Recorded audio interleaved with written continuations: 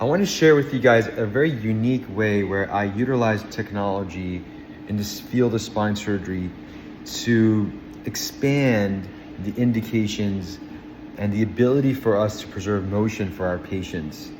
One of the main reasons why we can't do disc replacement surgery in patients is because the bone density, unfortunately, does decrease as we get older. So how do you strengthen the bone? Obviously, we want to be proactive. We want to build our bone by doing weight-bearing exercises, making sure that our vitamin D is checked, making sure that we do bone density scans.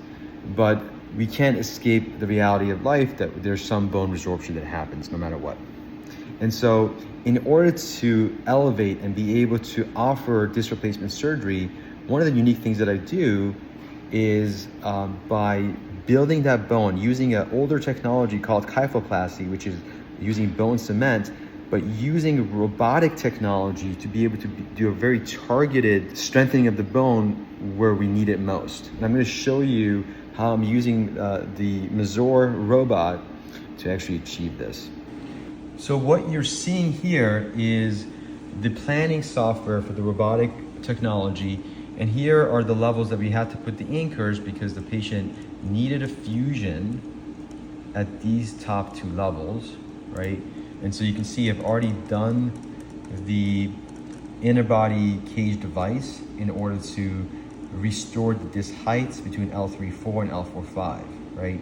And what I have done at L5-S1, because the patient had good joints in the back, there was no significant arthritis in these lower levels. I had done a disc replacement surgery. This is the Pro Disc L device. You can see at the upper level, the person had really bad arthritis, which is why we couldn't do a replacement here. So, we did what's called a hybrid construct. And then what you're seeing here is instead of using a trajectory for screw at S1 and L5, I did an additional trajectory with the robotic planning to actually fill this space right where the disc replacement sits so that we can buttress his bone and preserve the motion at that bottom level, right? The bottom level is one of the most critical levels because if you don't have good lumbosacral motion, all that stress is going to be transferred to the other joints, the SI joints, the hip joints.